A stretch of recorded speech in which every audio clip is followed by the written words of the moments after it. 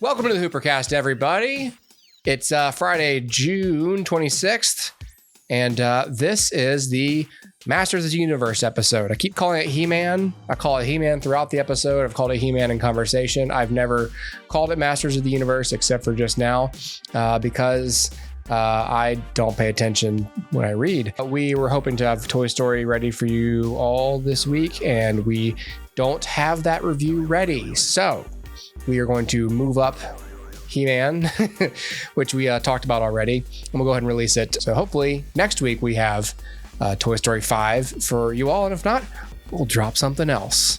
Just another little distraction to keep your eyes and ears and minds off of our failures. Please enjoy our review of Masters of the Universe.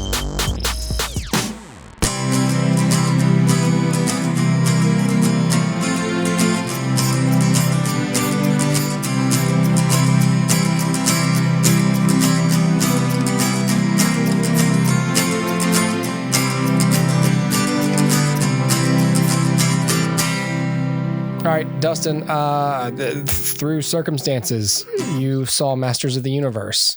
Yes, through circumstances. Okay, so I have heard a lot about this here and there from people, but not from you as a people yet. I did notice this was directed by Travis Knight, who directed Bumblebee? Bumblebee, yeah. Did he direct any other Transformers movies, or was that it? I don't think so. I think it's just Bumblebee. What's the dealio with this one? What's the deal with this? What's going on? I know most of you don't remember me, but I know all of you.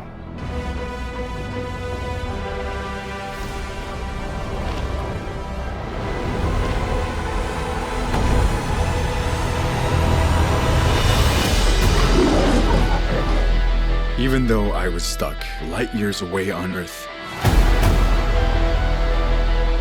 I never stopped trying to get back home. Everything changed since you left. It's all gone. Skeletor took my family.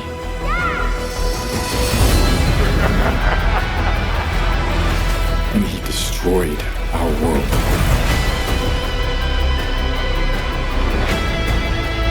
It's all my fault. I know how it feels to fail.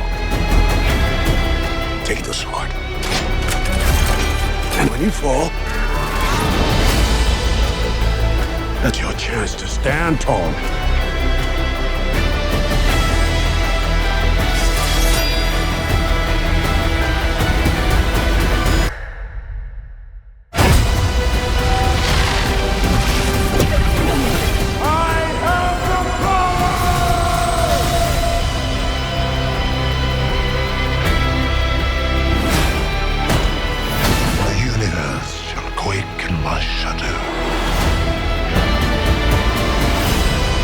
This is my home.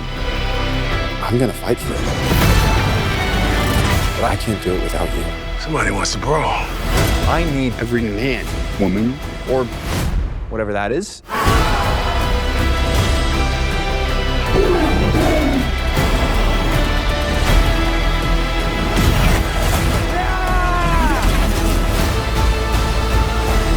You may have the power, too scared to use it. Trust me, I know how to use it.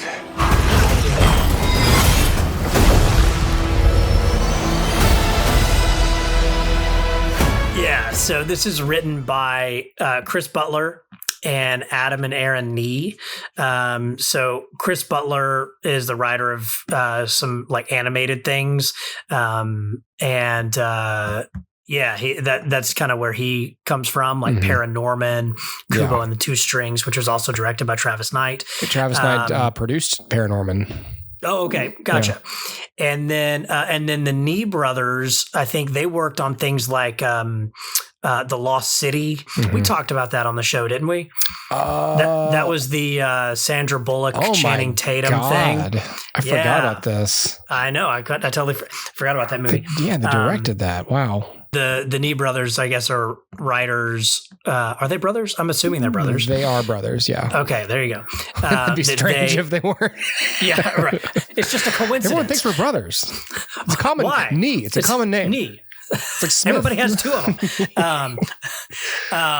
But yeah, man. So Masters of the Universe is, of course, based on the toy line by Mattel, which then became a TV series that lasted a couple seasons and went in syndication for a while, and then died off, and then came back with a reboot and more toys, and then died off and came back with a reboot and more toys, and died off and came back with a reboot and more toys, and so on and so forth. Got until a fun now. music video. Yeah, a fun music video that came out of nowhere and went viral 15, 20 years ago. Probably the biggest reason this movie even existed. Yeah, exactly. Someone was like, did you see that thing? Did you see that meme?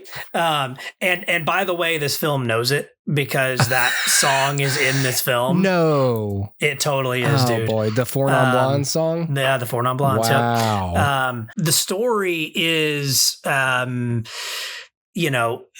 man named Adam lives on this planet called Eternia in a city called Eternos, and he is the son of a king and a queen that rule Eternos, and it's a long line of kings that are valiant warriors, and the power of Eternia has been like compressed and put in this sword called the Sword of Power, and whoever wields the Sword of Power has the power of Eternia. And so wouldn't you know it, one day when Adam, who's this young, scrawny, goofy kid who's not very good at combat, doesn't really make his kingly father happy, a great evil named Skeletor shows up in Eternia and lays waste to everyone with his band of, crazy misfit monsters and Alison Brie randomly. Oh. And she plays someone named Evil Lynn, I think is her name. You have to fact check me on this. I really don't know anything about, but Evil Lynn. Yeah, Evil Lynn. Yeah. And so Evil Lynn is she's in the series, yeah. Yeah, she's Skeletor's right hand person who she's a witch. She's a sorceress and whatever. Wow. And so she is there, and they take over Eternia, and to give Adam and the Sword of Power distance from Skeletor, the sorceress, the main sorceress, played by Morena Baccarin, opens a portal and sends Adam to Earth and the sword. And Adam grows up for 15 years, wanting to find the sword and return to Eternia. But he gets separated from the sword and has to now find the sword to return to Eternia so that he can battle Skeletor and save his homeworld. And he's going to school and stuff. So in the film, he's in his mid-20s. So he's done with school. Okay. He's working in human resources. And, he's just kind of biding his time during the day, talking about feelings with people. And then eventually, on the side, he's looking for swords and seeing if anybody has found his sword anywhere. Right away with this script, I would have been he's homeless. He's been homeless for 15 years because all he does is look for that fucking sword. Look for the sword. Yeah. He doesn't do anything else. He goes down there and is a job? Yeah. No. Yeah, he gets a job. School? Well, it's completely glossed over. That 15-year gap between 10-year-old and 25-year-old or whatever is completely glossed over. So did he get adopted by parents? Did he go to the foster system? Is he we don't know. We have no idea. There's no indication. We skip the Kents. Yeah, exactly. There's no Kents. There's nothing. Wow. But it is very Superman meets Thor, all the things. I guess on one level, I appreciate that. Yeah, sure. We don't waste the time, but God, a montage would have been good. It's just the thing that's good about the Kents, among other things, is that it provides a background for what Superman's belief structure is. Yeah. And that Clark is this good, kind-hearted Midwestern man raised by these, old-timey, God-fearing folk that instilled this strong sense of morality and duty and like you get that very quickly, and like cool, that's cool. And it's like a moral grounding to him. Adam, we don't really know there's essentially no character difference between Adam at 10 and Adam at 25. He's still the same person. I suppose he doesn't come to Earth as an infant either. So It's true. He has been taught a moral structure already by his real parents. 10 years old. But really, there's a lot of life that happens between 10 and 25 that challenges belief structures and challenges all of that stuff that undoubtedly he would have gone through, and even more so if he's orphaned or in, good or bad situations as a child, as a preteen, as a teenager, going through high school, going through college, whatever it is. There's a lot there that it gets glossed over, but it's fine. And so he works in human resources, and he's trying to like find the sword, and it's clear his allegiance is to Eternia, and he wants to get back. Like that's the whole premise of the film. Okay. Before I talk about what I liked about it, let me tell you who it stars. So Adam is played by Nicholas Galitzine, I guess is his name. I assumed it was Galitzine, and I thought immediately of that guy who gets stabbed in Mission Impossible, the guy they're following during the first mission, who gets stabbed in the fence. Yeah, totally. I don't know why I don't know why I remember that motherfucker's name, but I saw Galitzine I got unlocked like the Winter Soldier. I was like, I know. Yeah. Oh, I know that name. But yeah, so to me, he's fresh faced. Like I don't know anything. Camila Mendez plays Tila, who's like his love interest / older sister kind of character. Oh, she's from Riverdale. Okay, and then Idris Elba plays Duncan, who is more Thor energy here. Yeah, right. More Thor energy. And then Skeletor is played by Jared Leto. Obviously, we mentioned Alison Brie. Yeah, there's a few other people in here. Morena Baccarin. There's some definitely some faces you would recognize, and some voices. Kristen Wiig provides a voice in this. Yeah, and so. Okay, so here's where I stand with it. I'll give you my star rating up front. I gave it 3.5 stars. I do think it's a good movie. I don't know anything about Masters of the Universe. Right. I was born in 89, so Masters of the Universe had been off the air. I was part of the Ninja Turtles wave, and like Turtles really replaced Masters in terms of like pop culture stuff. And so like really by the time I'm old enough to start remembering things like, 94 or whatever, when my brother was born, I was like full blown Ninja Turtle fever, and like, so that was my thing, was the Ninja Turtles. But I knew of Motu because of like just seeing the toys like in secondhand stores and stuff and whatever, but I never watched it. And so in all these reboots, I was aware of them, but I never watched them. So I really like, I don't know anything about Masters of the Universe. There's a canon film that starred Dolph Lundgren. I never saw it. I don't know anything about this. Like all I knew is He-Man and Skeletor. That's all I know. I have the power. The sword. Was this ever on like? Was this ever on not Toonami, but like was it ever on any of those shows when we were kids? Because I feel like I've seen. I would see promotional material, but I obviously never watched the show. There was a reboot that did, I think, air on Toonami, or at least it was Cartoon Network. But there, so one of the reboots was there. The original Masters was by Filmation, and that was like, very cheaply done. It's like, Found it. Yes. He-Man and the Masters of the Universe, they had a reboot in like 2002. There you go. And that was on Toonami. That was in Toonami. Yeah, I remember the promos. Okay. I was going to say, Jesus, I know I've seen that. Yes. I'm not crazy. But what this film is really based on is that original Masters, and like, so that original Masters just passed me by, right? I've never gone back to see it. In my head, like I lump it in with like G.I. Joe. Mm-hmm. So G.I. Joe and Masters, then there was like Transformers, and then Turtles, right? Yeah. And like Transformers was like a transitionary in between thing. But like these are all like toys that were also shows. Yeah. And like Masters started as a toy, and all it was like, because I looked up a little bit about it, like essentially George Lucas was trying to sell Star Wars to action figure companies, and he went to Mattel and was like, I'll give you Star Wars, and they were like, we don't want it. We don't know what a Star Wars is. We don't like that.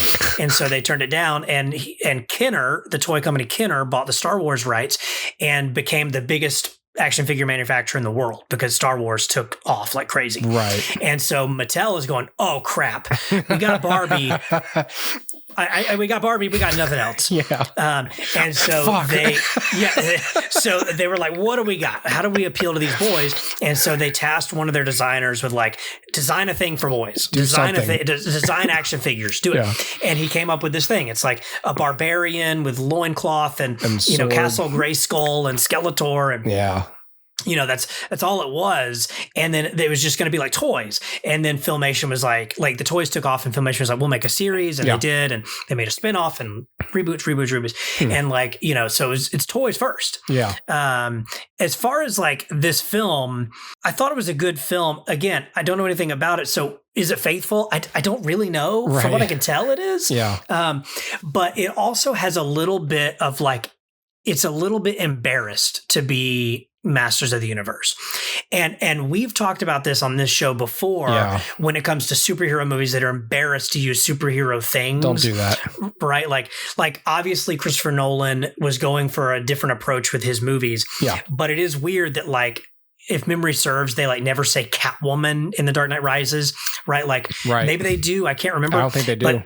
I don't think they do. She barely has the cat ears. It's like a little homage, like helmet thing. It's just like slightly. Yeah. And then there's like, I think I remember we talked about this before. Was it Iron Man 2 where we said like Whiplash was never named Whiplash or something? Right. There's one of those early Marvel movies where it's like they never actually say the name because it's like they're embarrassed. Right. But they also never like make fun of it. It's not like somebody's like Catwoman, that would be a dumb name. Yeah. This goes that route where it's like, okay, I'm jumping to the end here. This isn't really a spoiler, but at the end, the idea comes up that maybe he should be called He-Man. And everyone's like, He-Man, what does that even mean? That's stupid. And he's like, well, I don't know. I was 10 when I made it up. Like, and it's like a thing.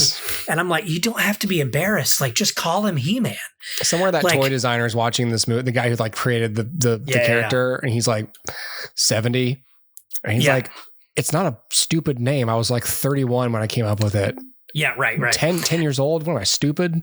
Yeah, right. So exactly. Like this was designed to appeal to 10-year-olds, but I put a lot of thought into that name. But like people are watching this in seats to see the movie titled He-Man.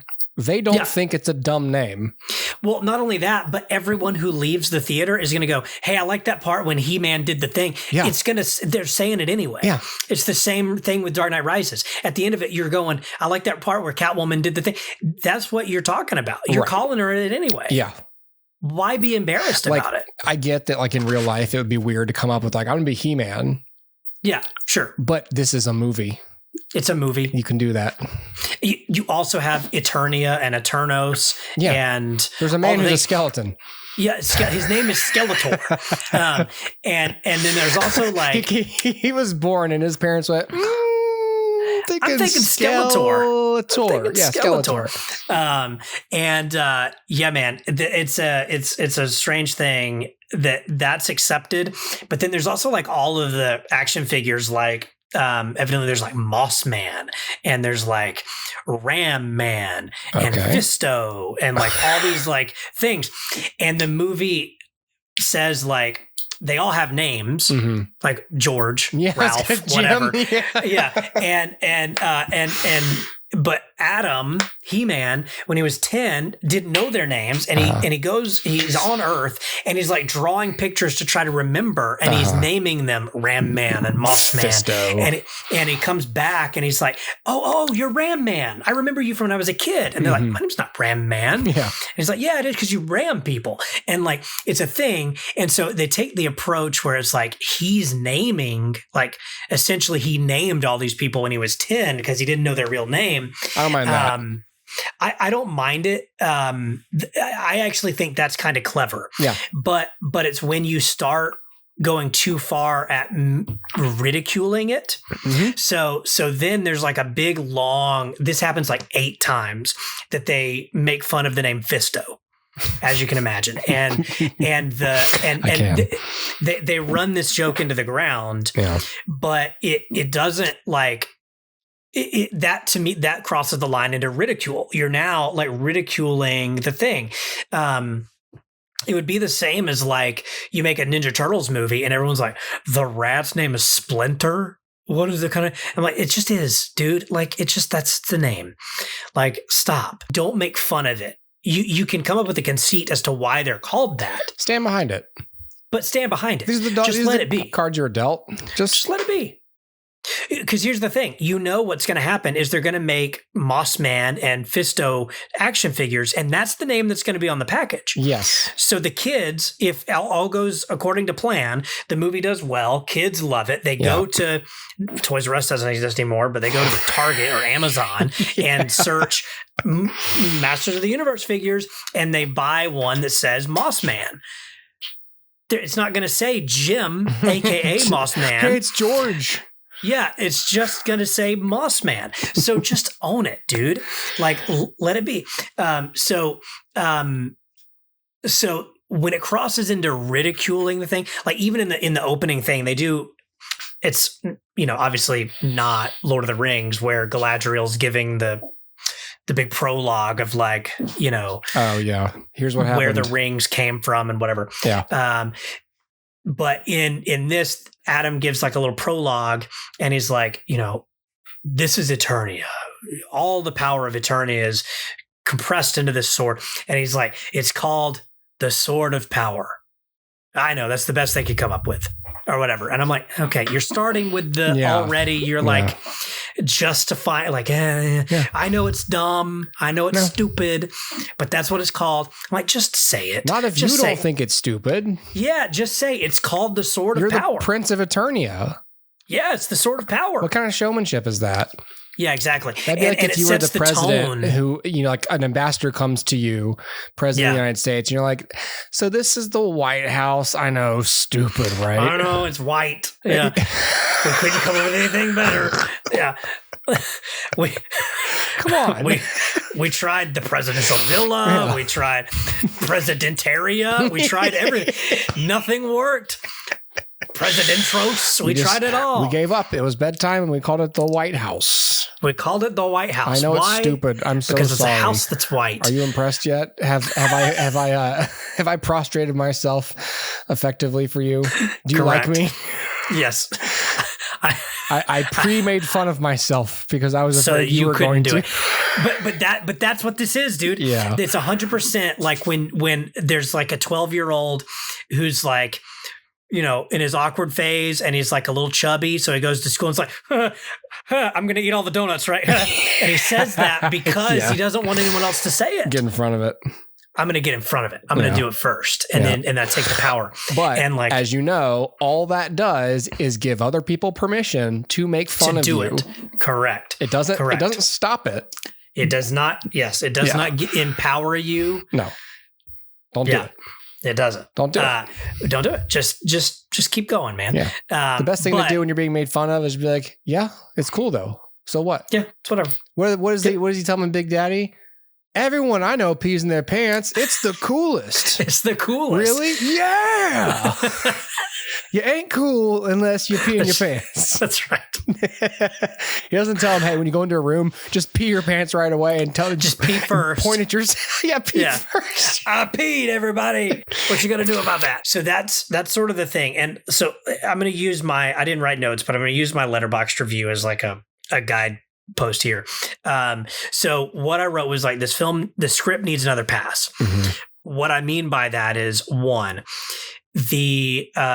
there's a lot of logistics in here that is completely glossed over. We talked about like that gap of 15 years, like what happens there. That's world building. Yeah. It's valuable. It's character building. Mm-hmm. It's completely irrelevant in this and leaves a big question mark. Yeah. There are characters. There's a character like Adam has a roommate so that he can go talk to somebody at the end of a scene. Give exposition. And give exposition.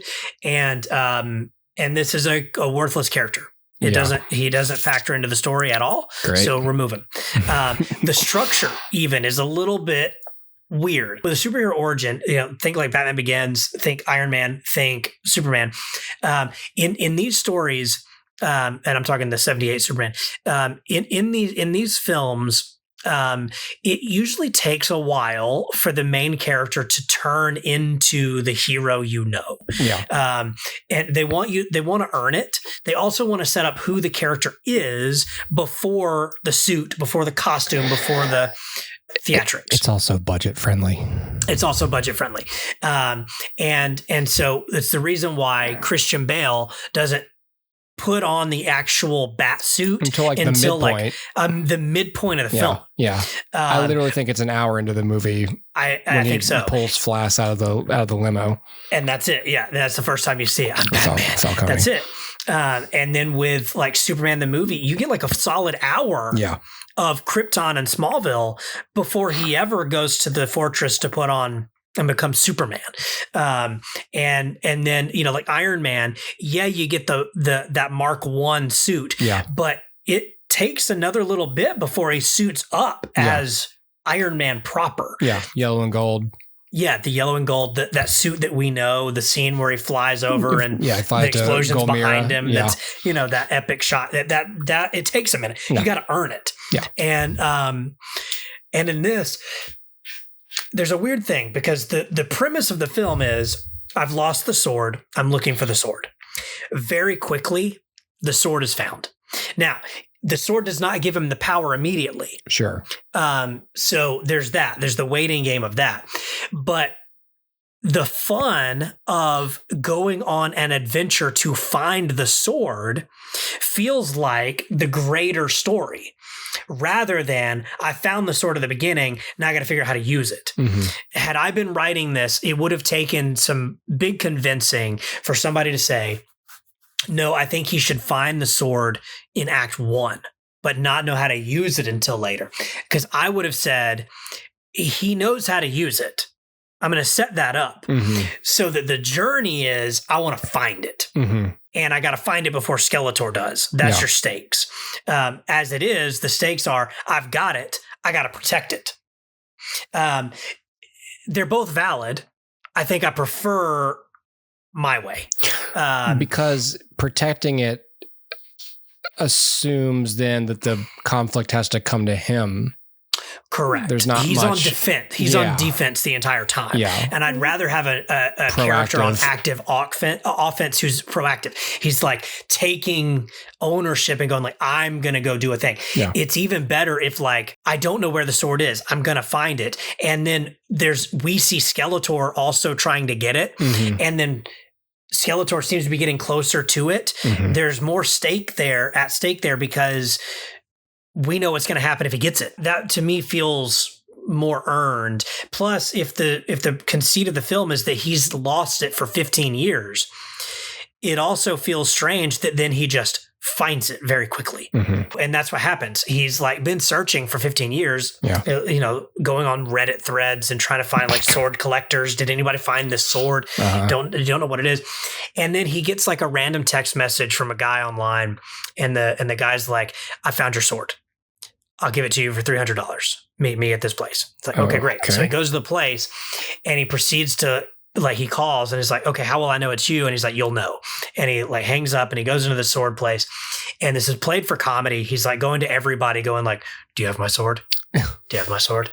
Do you have my sword? And they're all like, I don't know what you're talking about. And then finally, like a guy is like, I'm the guy. He's like, your sword's right here. Shows him where the sword is, and the sword's on display. And he then has to like steal the sword. Mm-hmm. Like, it's my sword. I'm gonna take it. Yeah. But the $300 never happens. And the dude who says like, here's your sword, goes, I got to get out of here, and like runs away.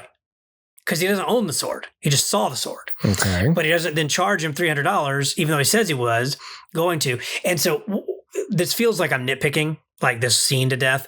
But what I'm trying to get across is there's a few points in the film like this, and this is just the least spoilery one I can use, where the logistics of getting Adam to this place and all of these events then happening never pays off.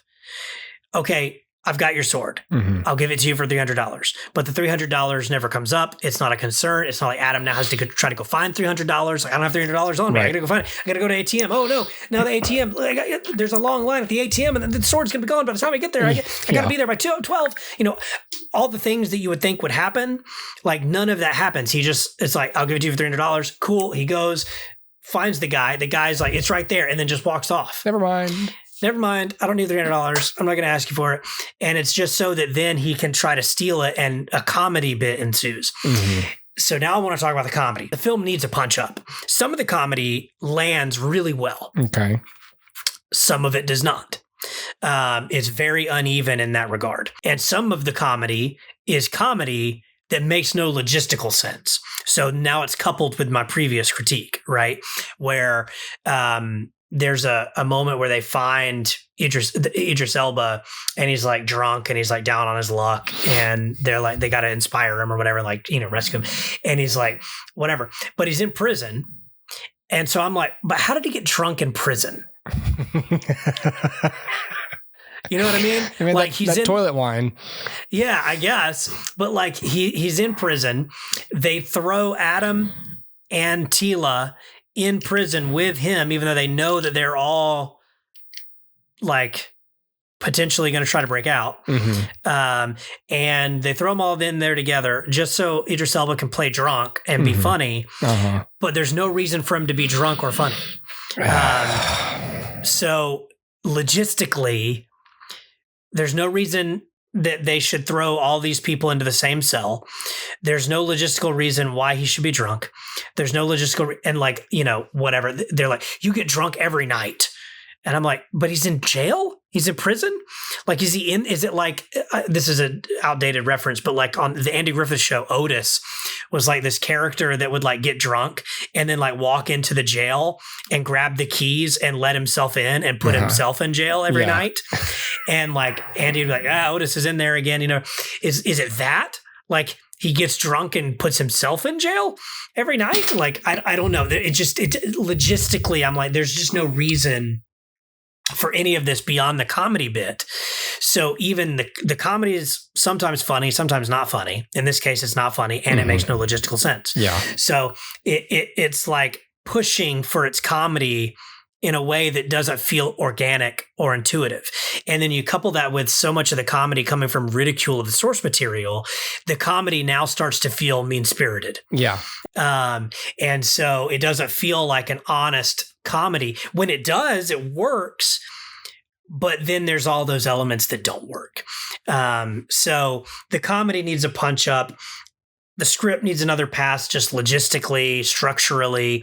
There's a good 30 minutes to cut out in this thing. It's too long. It's entirely too long. But it's kind of a good movie. Like it's so weird to say both of those things. The central theme of the film is, what does it mean to be a warrior? What does it mean to be, a he-man? Mm-hmm. What does that mean? And like, to be a man, to be a warrior means not just being a fighter, not just being good at fighting and having huge muscles and having the power. What it means is being empathetic and talking and trying to solve problems without that. Like there's a moment that, again, this is played for comedy and it doesn't quite work logistically, but character-wise it works. So it's a weird conundrum where there's like a big villain and Adam goes, let me go talk to him. Let me just go talk to him. And like, this big villain is nothing but, teeth, but like Adam's going to be like, hey there, how you doing, friend? Hey, I see you're frustrated. Can we talk? And like, it's not going to go well. Yeah. It's played for comedy, but that shows you a little bit about Adam's character. And then toward, there's like a moment in a fight where one of the characters, I'll keep this as vague as possible. One of the characters is like, taunting He-Man, taunting Adam and going like, you don't even know how to use that sword. And he like plunges it into the ground and he goes, I know how to use it. I just don't want to use it. Yeah. And so like that kind of stuff, really works. Yeah. I enjoy that message. I think that's a fine thing. The idea of like the king who's disappointed in his son because he's not a good warrior. Then Adam maybe having to like everyone having to learn that maybe like a good warrior isn't this, Dad, times have changed. You're just an angry old boomer. Okay, yeah, correct. We use our words now. Yeah, we talk. We can talk this out. And then there's a moment too where, Adam says, like the time for talk is over. Like I tried that. Yep. And you didn't want that. So now you get the muscles. And like, that's cool. And like all of that stuff I think is really nice. Another really good plus, and this is the only time I'm going to say this ever on this podcast. I've never said it before. Never going to say it again. Jared Leto is great in this movie. Is he? He is great in this movie. How can you attribute it to him and not like sound design and? So it is partly that. Okay. They modulate his voice. Yeah. There's a filter for sure on this thing that, is giving it some resonance and some different, effects. But from what I understand, the performance is all his. He's on set. He's, obviously mocapped away his face with a skeleton. But he is great in this movie. I'm going to assume that as the director, so Travis Knight has said it's all him. I'm going to assume it is all him. Okay. And in that, if that is the truth, he's great. He is easily the best character in the film. Wow. And easily the most enjoyable to watch. He's a little bit channeling Jim Carrey. Okay. In which role? It feels Grinchish, where it's campy. Yeah. And it's, which, I guess there's an argument that all Jim Carrey performances are campy, but like it's campy in that Grinch way. Where he can do this thing where he's like, I have the power. Wait, why isn't it working? Evil Lynn, why is it not working? And like, it feels very like snippy and snappy in the way that the Grinch did. And like, interesting. It's a very strange, but then he's also threatening. Like he is able to strike the balance between comedic. Yeah. And sinister. Sinister and a little bit of like pathetic. Okay. Like all of it. And there's a moment that's played for comedy toward the end that I won't spoil because it's too good. Okay. Where it's like, it's a true comedic sequence that is Skeletor like exploring He-Man. Who are you? Who is this muscled man that's come into my territory? And he's like trying to figure him out. And it's this great comedic sequence that's also dramatic, where he has to be both sinister and kind of feel like he's in an SNL sketch at the same time. Huh. And he does it, dude. It's great. Dang. I don't know. I don't know how this is possible. This is one of those movies that when it came out and the reviews weren't terrible. Yeah. I was once again, my judgment strikes and by that, I mean, my horrible ability. I would not be a trend forecaster. I'm very bad. Sure. I can't even tell you what movie is going to be good. Yeah. Everything that looks good is okay. Everything that looks bad is okay or good. Yeah. It's like, oh, who knows? Wow. Yeah. And so like Jared Leto is going to be Skeletor. I was like, wow, because it looks to me like they buried him under as much CGI and voice modulation as possible. And I just feel like it's just a bad choice or like an unnecessary choice to put a name actor in that role at all. That's right. Out of everything you've said, that's the most enticing sentence that would make me now want to see this versus if you had said, he's not that good, I would have been like, all right, I might just skip the whole movie. Yeah. But if his performance is is worth seeing. He's a really fun villain, dude. Interesting. Like I said before this, I think I said to you, he would be very easy to replace in a sequel. Like if they made a sequel, you could just like get rid of him and put anybody else in that role. Yeah, Ross Marquand. For real, anybody. And it would be fine. I don't know, man. But now it's like if there's another, he should be in it. I want him back. Yeah. Like, which we'll talk about the box office returns in a minute and the likelihood of that. But Robotnik him, you know what I mean? Like bring him back and develop him. Back. Yeah. Yep. Give him a fun assistance. Which they could. I Googled Skeletor earlier, and this like YouTube short or whatever came up, and it's like 10 facts you didn't know about Skeletor, and one of those kind of things. And so I watched. There were 10 facts to know. Yeah, I was like, okay, great. And it's like, one, he comes from eternity, whatever it is, whatever the dumb thing First is. one, yeah. And he's a skeleton. He's a skeleton. Number 2, he's a skeleton. Number 3, he's the villain. I think it's in the comics. I don't know. I was half listening. In the number 7 in the comics or whatever, in whatever version. Did you know Skeletor has a son named Skeletine? And I was like, that is hilarious. I cannot wait for them to do Skeletine. I just want an emo, like, know, I'm going to my room, Dad. Yeah, who's got his headphones on. Like up and coming, like Gen Z, Gen Alpha actor who could play Skeletine. I'm Skeletine, like skeleton, but Skeletine. And he has like a mohawk. He hates his dad. I hate my dad. Well, I was trying to get the sword of Eternia. Get a Castle Grayskull. I want to be in a band, Dad. Actually, no, he'd think bands are stupid. I want a real career, Dad. Yeah, I want to work in HR. You ready? Yeah, I was going to say, you ready for another accountant reference? A callback, yeah. I'm going to be an accountant, Dad. I want to do people's books. I want to do their taxes, Dad. People need help, It's not always about finding swords and like dominating the universe, okay? I'm just going to go to Earth and like... Sometimes being cool is just like having a stable job with benefits. Okay, Dad? That's right. Benefits? Who needs benefits, son? What are you talking about, son? He doesn't do that voice. Everyone knows that Skeletor's voice. Yeah. It would be cool to get at least one meow out of him. Yeah, but he does do the thing. Again, I've never seen it, but I assume this comes from the cartoon because it's too good. Where he's like...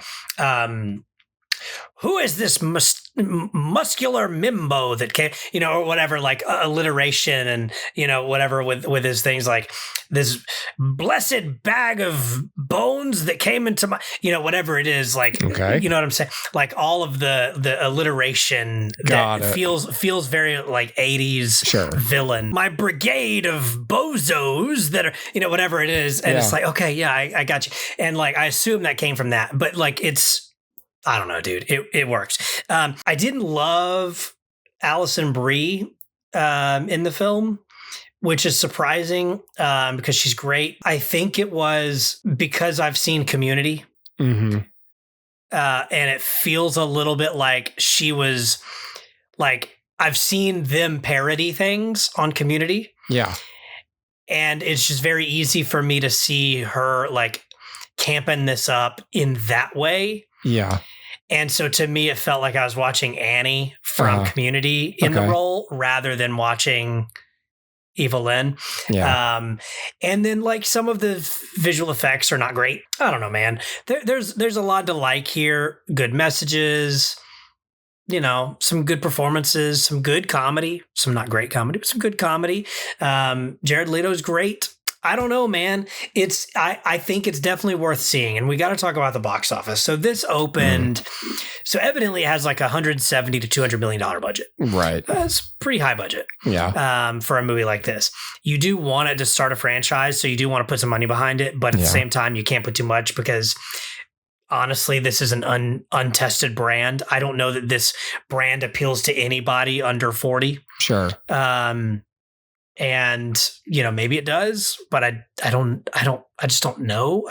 I know there was a recent show on Netflix, but I think it was geared to adults. So like, do kids like He-Man? Right. I don't think so. I don't think so. So it's a lot of money to put behind a movie that may have a limited audience. Yeah. And it opened to 29 million, which feels respectable, but it's going to be really hard for it to make its budget back. Yeah. If it opens to 29. So maybe it's possible, but we've got Disclosure Day, Toy Story 5 coming up. These things are going to chip away at its potential gross. And yeah, I just don't know that it's going to have the legs that it needs to get a sequel. Could it still get a sequel? Sure. I don't think so. I don't think it's going to happen. Which sucks. People online were comparing it to what intrigued me was somebody said this is going to end up a lot like that Dungeons and Dragons movie, like an underappreciated gem. And I was like, interesting. I agree with that. Yeah. I like still this haven't better seen than that. Kellen said that was really good. I like this better than that. Okay.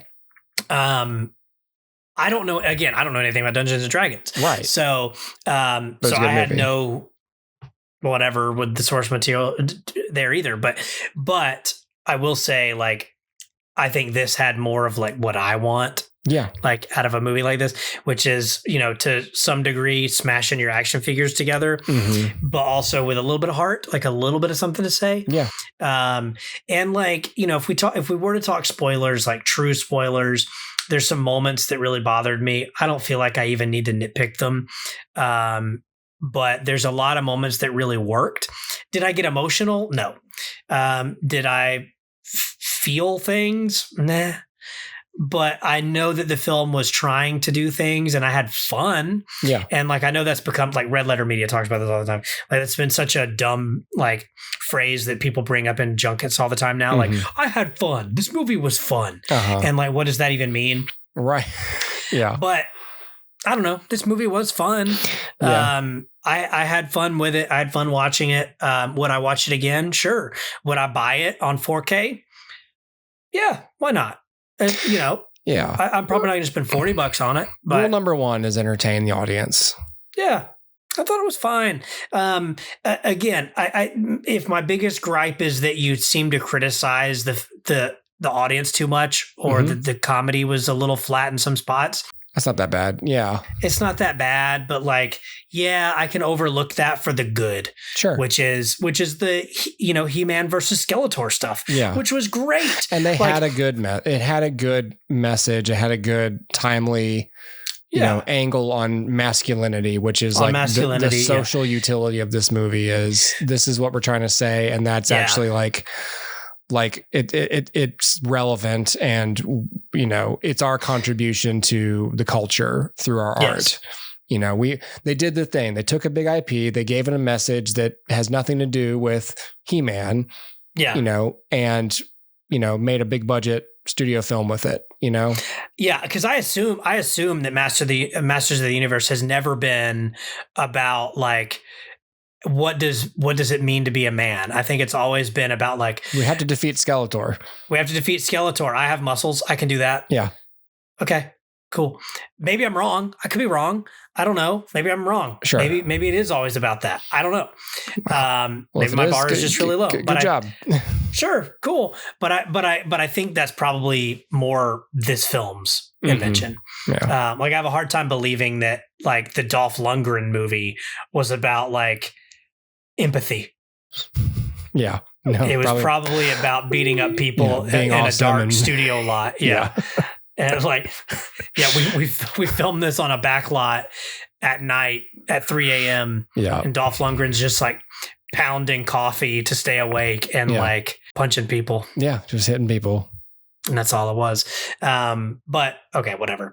So yeah, man, I don't know. Do I recommend it? Yeah, go see it and go see it. Why not? Do I recommend going and see it in theaters? Yeah.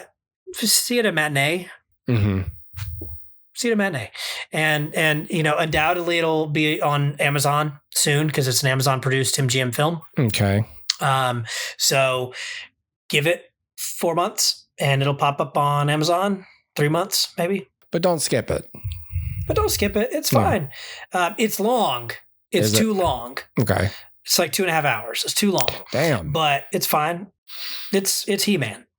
He-Man. He's doing his thing. Okay. Even if the film doesn't want to call him He-Man. It's He-Man. Right. That was a good wrap up, but I do want to put this little button on it. Idris Elba. That dude's great. Mm-hmm. We've talked about Idris Elba. Yeah. Everybody knows about Idris Elba. Yeah. He's really trying in this movie, man. Yeah. Like, this would have been a really easy role for him to just phone in. Yeah.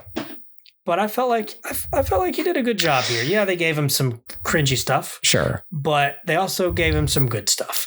And like talking about like empathy and you know, talking about your feelings and all those things.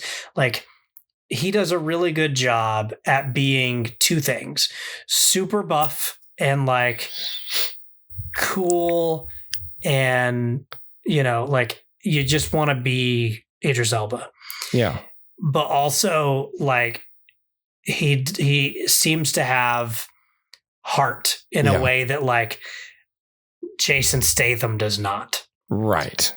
And so you look at somebody like Jason Statham and you're like, okay, this dude's an action star. Idris Elba never really was an action star. No. In that sense. So when you put him in an action role, he can knock it out of the park. Yeah. But he feels way more weighted. You know what I mean? Yeah. And so, I just realized I hadn't talked about him. I like Idris Elba in this film too.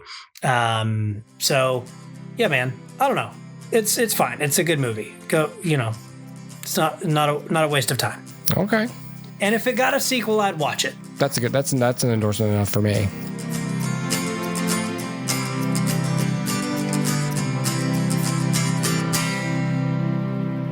I peed, everybody. What you gonna do about that?